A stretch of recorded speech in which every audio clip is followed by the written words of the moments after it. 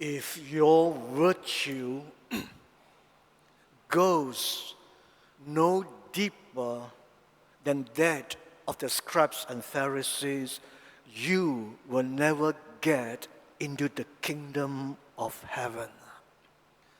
Get into the kingdom of heaven. Sisters and brothers, isn't that our ultimate goal and desire? Entry into the kingdom of heaven.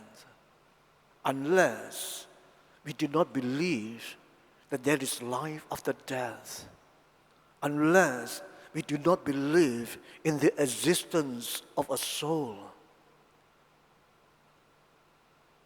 And yet, how often, sisters and brothers, even for us Christians, forget about this, distracted by our many worldly desires, cares, and worries.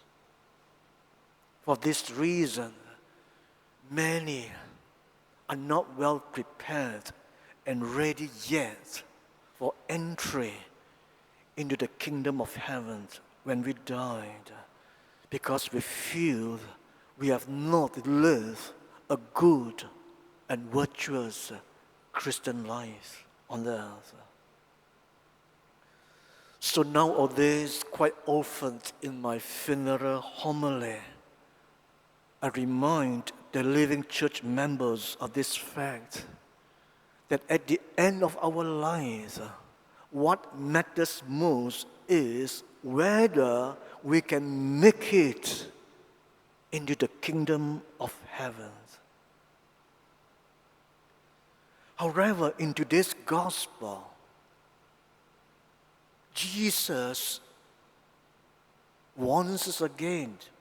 He says, we won't make it into the kingdom of heaven unless our virtue goes deeper than the scribes and the Pharisees. That the other is very superficial, very external and very superficial. Do you remember the gospel reading of every Ash Wednesday, when the church recommends the Lenten observance of prayer, fasting, and almsgiving? These are the three traditional Jewish piety which the church recommends to all of us as a sign of our spiritual renewal, of our return to God. So Jesus, during that time, takes it for granted that the Jews are practicing all this. And yet at the same time, he warned his disciples, be careful, be careful. Because all this prayer, fasting, and almsgiving, all these are very good and normal practices, and yet be careful. Practice this with the right motivation, not for show, not for display. So the people will admire you, will praise you. No, not for that motivation. Not for your self-exaltation, self-glory. It should be for the glory of God, for the good of others people. It's motivation. So the scribes and Pharisees, if you look at them, externally, they are very well behaved, very well behaved. They're good observants of the law. They come to church every Sunday. They even observe all these the traditional practice of confession and so on.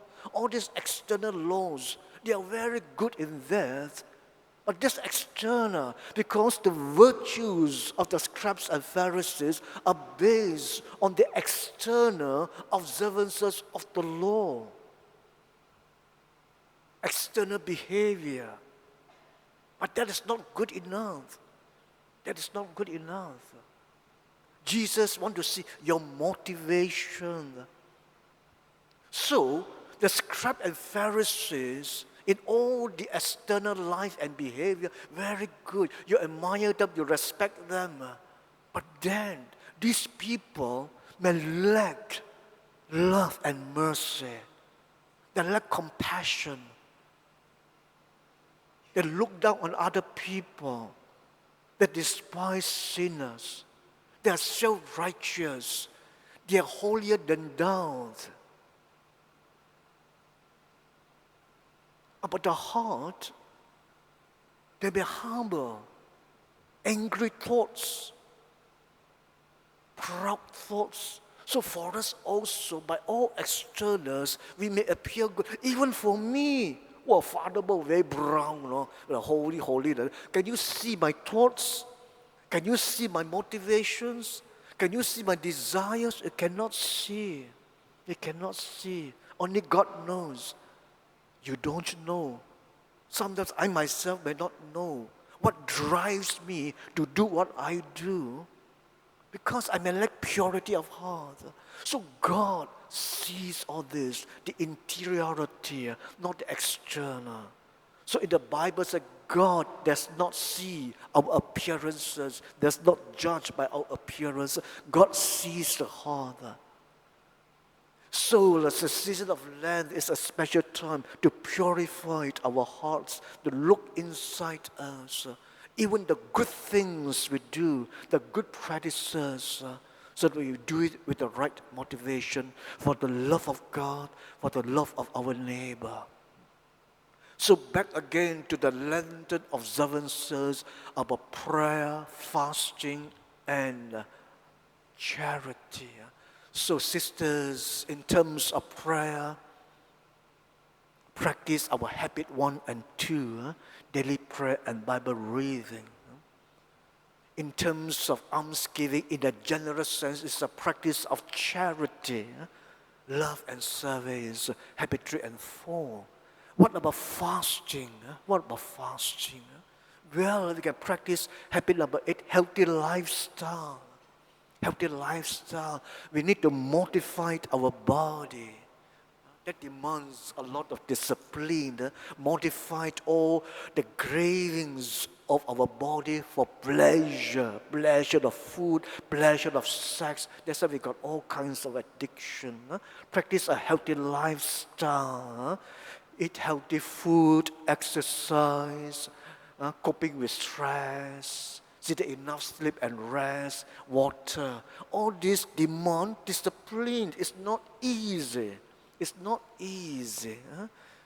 If you're lazy even to exercise, not easy to discipline your body, to spend time for exercise. So return to God through all these basic practices. So even meditation, the practice of stillness and silence to help us cope with our mental stress. All these are essentials to help us renew and grow in our spiritual life, in our body, mind, and spirit.